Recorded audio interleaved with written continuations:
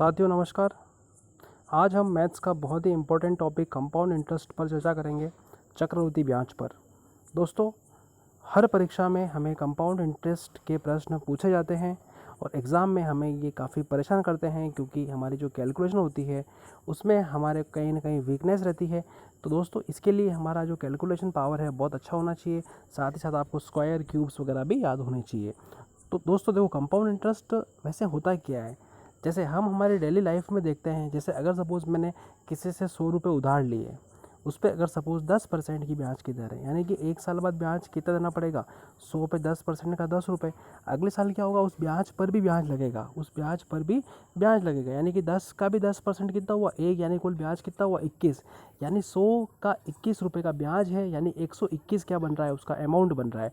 ठीक है, तो कुछ इसके मैं नोट यहाँ पे बताता हूँ आपको। देखिए, जैसे अगर ब्याज की दर क्या है 10% पर एनम, अगर मेरे को 2 ईयर्स का ब्याज निकालना हो तो उस केस में हम रेशो कैसे बनाएंगे। देखिए, इसका रेशो बना दो। 10% का मतलब कितना होता है 1/10। ये जो 10 है ये क्या बता रहा है, यहाँ पे आपका मूलधन बता रहा है। 1 क्या बता रहा है, आपका इंटरेस्ट बता रहा है। ठीक है, तो अब देखिए कैसे हम इसका अनुपात बना सकते हैं कि प्रिंसिपल और अमाउंट का जो अनुपात है वो कितना है, 10/11। ठीक है, देखो ये पहले साल के लिए। दूसरे वर्ष के लिए अगर मैं बनाऊँ तो यहाँ पे भी क्या लिख दो, 10%, 10/11। ये इनका रेशियो बनाने के लिए इसको मल्टीप्लाई करते हैं। ठीक है, तो देखिए क्या होगा रेशियो। देखिए 10 × 10 कितना होना चाहिए, 100, और 11 × 11 कितना होना चाहिए, 121। तो ये जो 100 है ये तो आपका है मूलधन, ये है आपका अमाउंट। ठीक है, और इन दोनों का जो डिफरेंस है वो क्या है, CI। इन दोनों का जो डिफरेंस जो है वो क्या है, CI, क्या है, कंपाउंड इंटरेस्ट। ठीक है, तो ये बात ध्यान रखिएगा। जैसे अगर आपको कोई भी दर दे रखी हो, है ना, कोई भी यहाँ पे दर दे रखी हो, जैसे अगर मेरे को दर दे रखी हो 15% की, ठीक है, और 3 साल का केस निकालना हो। ठीक है, मैं भी क्वेश्चन बाद में डिस्कस करूँगा, पहले इसका मैं बेसिक बता रहा हूँ आपको। ठीक है, 15%, तो 15% को भी चाहो तो आप फ्रैक्शन में चेंज कर सकते हो। 15% का मतलब 15/100। ठीक है, 5 से 3 15, 5 से 20 यानी कि 3/20। ठीक है, 15% का मतलब कितना हुआ, 3/20। ठीक है, तो इसका मतलब क्या हुआ, 20 से 23, 20 से 23। 2 साल का होगा तो स्क्वायर कर दो ऐसे, 3 साल का होगा तो क्यूब कर दो ऐसे, 4 साल का है तो 4 कर दो। इनके मतलब 20 23, 20 की पावर 2, 23 की पावर 2। तो ये होगा आपका मूलधन और मिश्र धन का अनुपात, और दोनों का अंतर जो होगा वो क्या होगा, आपका इंटरेस्ट होगा। ठीक है, तो देखिए एक तो ये मेथड है। इसके बाद क्या होता है, देखिए दूसरा केस क्या है, हम क्या करते हैं, ब्याज पर ब्याज निकालते हैं। क्या करते हैं, ब्याज पर ब्याज, ब्याज पर ब्याज। तो ब्याज पर ब्याज वाले केस में क्या है, जैसे अगर देखिए अगर ब्याज की दर 10% हो अगर, ठीक है, ब्याज की दर अगर 10% है, 10%, अगर सपोज मेरा मूलधन 100 है तो 100 पे ब्याज कितना मिला, 10 मिला। अब अगले साल क्या होगा, 10, तो ब्याज ये तो फिक्स है ही है। ठीक है, इसका भी 10%, इसका 10% कितना होगा, 1 होगा, यानी कुल ब्याज कितना हो गया, 10, 10 और 1, है ना, कुल ब्याज कितना हुआ, 21। ठीक है ना, तो ये क्या हो गया, यहाँ पे इंटरेस्ट हो गया। अगर ये 21 में 100 में जोड़ दो तो क्या बनता है, 121 बनता है, ब्याज पर ब्याज वाला केस। ठीक है, तो अब देखिए जैसे हमारा जो क्वेश्चन है पहला वो क्या है, 8,000 पर 4% की दर से 2 साल का आपको चक्रवृद्धि ब्याज निकालना है। तो निकाल सकते हो, बताओ। एक तरीका क्या है, 8,000 का 4% अगर मैं बनाऊंगा तो इसका 4% कितना बन जाएगा, 320। कितना बनेगा पहले साल में, 320। अब देखिए अब क्या है, ब्याज पर ब्याज है, यानी कि दूसरे साल में 320 तो है ही है, 320 का फिर प्लस 4%, इसका 4% कितना होगा बताओ।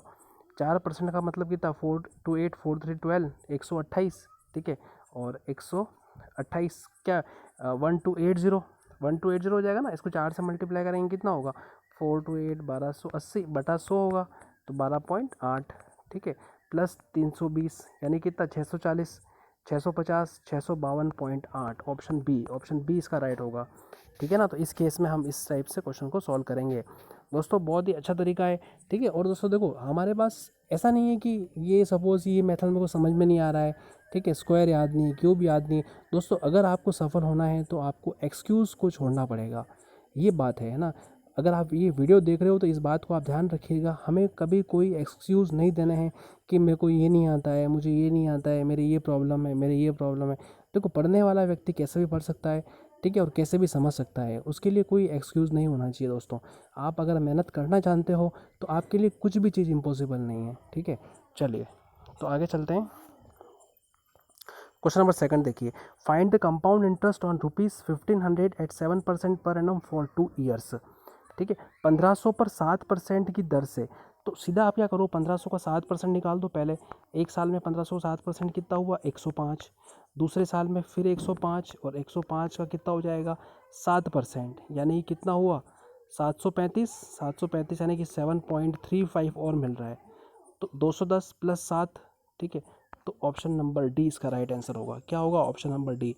देखिए 105, 105, 210, 210 प्लस 7, 217.35, 217.35। ठीक है, तो ये बन जाएगा इसका आंसर। क्वेश्चन नंबर थर्ड देखिए जल्दी से, find the compound interest on ₹10,240 at 12.5% per annum for 3 years. देखिए अच्छा क्वेश्चन है कि अगर हमें 10,240 पर 12.5% की दर से 3 वर्ष का अगर ब्याज निकालना है, तो देखिए यहाँ पे 12.5% है ना, 12.5% है, तो 12.5% सीधा आप क्या करो, इसका रेशो बना दो। 12.5% का मतलब हमें पता ही है कितना होता है, 1/8। कितना होता है, 1/8। तो 8 से कितना हुआ, 9 हुआ, 8 से 9। अब देखो 3 साल है, आप इसका क्यूब कर दो, इसका क्यूब कर दो। ठीक है, रेशो से भी कर सकते हैं, है ना, बाकी इसका ब्याज का ब्याज भी निकाल सकते हैं। जो मेथड अपने को सही लगेगा उसको फॉलो करेंगे। तो ये तो है प्रिंसिपल, और ये है आपका अमाउंट का रेशियो। तो 8 का क्यूब कितना हुआ, 512। 9 का क्यूब कितना हुआ, 729। ठीक है, तो ये आपका रेशो हो गया किसका, प्रिंसिपल अमाउंट का। प्रिंसिपल और अमाउंट का रेशो कितना हुआ, 512 और 729। ठीक है, इन दोनों का डिफरेंस कितना है, CI है। 9 में से 2 गए तो 7, 2 में से 1 गए तो 1, 7, 217। ये तो है आपका CI की रेशियो।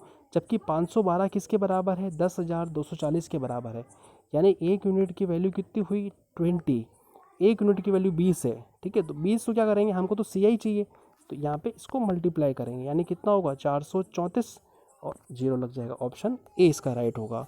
ठीक है ना, ऑप्शन ए इसका क्या होगा दोस्तों, राइट होगा। चलिए आगे चलते हैं फिर। क्वेश्चन नंबर 4 देखिए, find the compound interest on ₹15,000 at 1% per annum for 3 years. 15,000 पर 1% वार्षिक ब्याज की दर से 3 वर्षों का चक्रवृद्धि ब्याज निकालना है। तो दोस्तों देखो, यही अपने को ब्याज से ही निकाली है, सबसे बेस्ट तरीका। 15,000 का 1% कितना हुआ, सबसे पहले देखिए, सबसे पहले वाले केस में कितना हुआ, 150। कितना हुआ, 150। ठीक है, ये 150। दूसरे साल में क्या होगा, 150 तो है ही है, 150 तो है ही है, इसका 1% कितना होगा, 1.5। ठीक है, तीसरे वर्ष में क्या होगा, दूसरे साल वाला तो है ही है, यानी 151.5, ये तो है ही है। ठीक है, 151.5। ठीक है, 150 तो ये हो गया, 150 प्लस 1.5 प्लस 151.5 का 1% और। ठीक है, तो वो कितना होगा, 1.515, 1.515 है ना, 1.515 यहाँ पे इसका ब्याज बनेगा। सबको हम जोड़ेंगे फिर। ठीक है, तो देखो सबको कैसे जोड़ोगे, 150, 150, यहाँ से भी 150 निकाल दो, कितना हुआ, 450, तो ये हो ही गया है। ठीक है, अब देखो 450 तो हो ही गया है। ठीक है, अब देखो 450, तो ये वाला ऑप्शन तो गलत हो गया, 444 तो है ही नहीं। ठीक है, उसके बाद देखिए 450 के बाद एक्स्ट्रा कौन सा है, ये रहा एक 1.5, इसका 1.5 जोड़ना है। ठीक है, तो ये कितना हो गया, 3 हो गया, यानी कि 453 तो हो ही गया, 453 प्लस यहाँ वाला और 1.55515 जो भी है।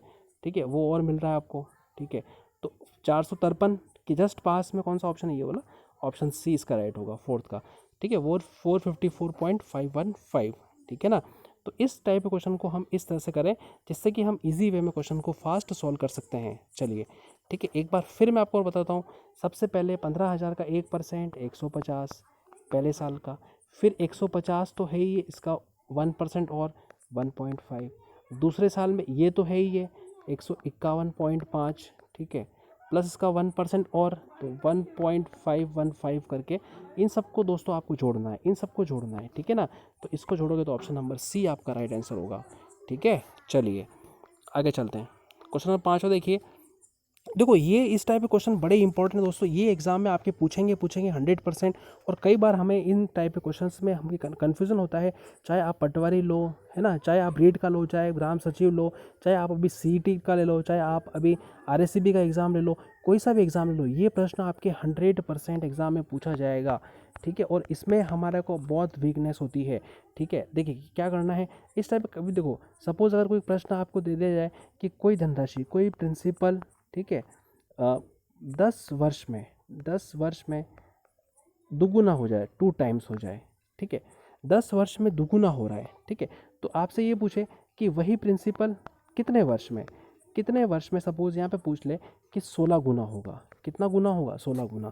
तो देखो ये तो हमने लिया बिल्कुल इजी मेथड, कितने वर्ष में, यहाँ क्वेश्चन मार्क हो गया, और 16 गुना होगा। देखिए तो अगर देखो कितने वर्ष में, 10 साल में कितना हो रहा है, देखो 1 से कितना 2 ऐसे चल रहा है, 2 से कितना 4, 4 से कितना 8, 8 से कितना 16 ऐसे, यानी कि हर 10 साल में ये 10 साल, ये 10 साल, ये 10 साल, ये 10 साल।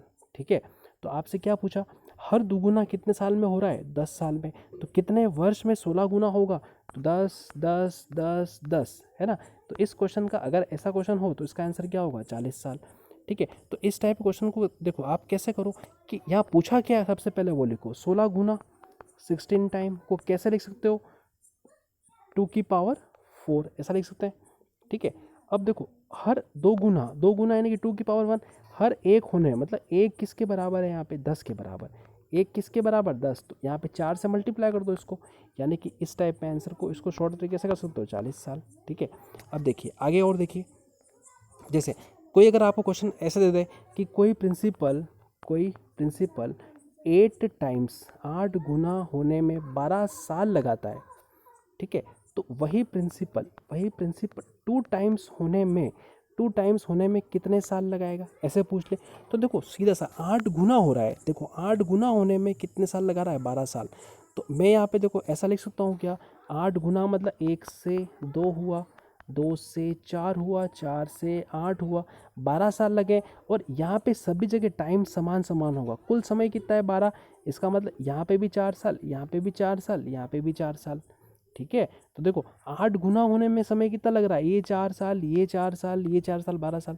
आपसे पूछे कि 4 गुना होने में, तो 4 और 4 8 साल। आपसे पूछे 2 गुना होने में, तो क्या होना चाहिए, 2 कितना होना चाहिए, 4 साल ऐसे। तो इस टाइप का क्वेश्चन कैसे करोगे, तो 8 गुना होने में 12 साल, यानी कि 2 की पावर 3 में कितना टाइम लग रहा है, 12 ईयर्स। ठीक है, यानी कि ये 3 यूनिट की वैल्यू किसके बराबर, 12 साल के बराबर, यानी 1 यूनिट की वैल्यू कितनी हो गई, 4, और आपको 2 गुना ही करना है तो 1 यूनिट यानी कि 4 हो जाएगा। तो इस टाइप के क्वेश्चन को इस टाइप सॉल्व करेंगे। ठीक है, देखिए अब जो हमको क्वेश्चन दे रखा है वो क्या है, ए प्रिंसिपल गेट्स 81 टाइम्स, तो इसको सबसे पहले क्या कर दो आप, वैसा लिख दो पावर में 81 टाइम्स, तो इसको मैं चाहूँ तो लिख सकता हूँ कैसे, 9 की पावर 2। ठीक है, 9 की पावर 2। ठीक है, इन 40 ईयर्स कितने वर्ष में हो रहा है, 40 साल में, 9 की पावर 2, यानी कि ये 2 किसके बराबर है, 40 के बराबर है। किसके बराबर है, तो 1 किसके बराबर है, 20 के बराबर। तो आपसे पूछा ही क्या है, कितने वर्ष में 9 गुना होगा, तो 9 यानी कि 1 ही है, तो 1 का आंसर कितना होगा, 20 ईयर्स। तो इसका राइट आंसर क्या होगा, 20 ईयर्स। ठीक है, तो इस टाइप के क्वेश्चन है ना, इस टाइप से हम सॉल्व कर सकते हैं। 81 टाइम्स होने में 40, देखो चाहो तो आपको कुछ लगता है कि 81 तो मैं ऐसे बनाऊंगा 3, ठीक है, 1 से चलूँगा मैं कैसे, 1 से मैं चलूँगा कैसे, 1 से 3, 3 से 9, 9 से 27, 27 से 81। ठीक है, 40 साल लग रहे हैं, 1 2 3 4। ठीक है, ये 10 साल, ये 10 साल, ये 10 साल, ये 10 साल। ठीक है, कोई बोले कि मैं तो ऐसे चलूँ कि 1 से 9, 9 से 81 गुना करना है बस। ठीक है ना, तो ये होंगे 20, ये होंगे 20। ठीक है, तो इस टाइप के क्वेश्चन को हम इस तरह से सॉल्व कर सकते हैं। दोस्तों बहुत मेहनत कीजिए आप, है ना, मैथ्स को पढ़ने के लिए आपको बहुत प्रैक्टिस करनी पड़ेगी और सारी चीज़ें बिल्कुल सही से और बिल्कुल ध्यान से हमें सीखनी पड़ेगी। तो आई होप कि आपको अच्छा लगा होगा, समझ में आया होगा। अधिक से अधिक इस वीडियो को शेयर ज़रूर करें ताकि मैं आपके लिए अच्छे से अच्छा कंटेंट प्रोवाइड कर सकूँ। ठीक है, चलिए, जय हिंद, जय भारत।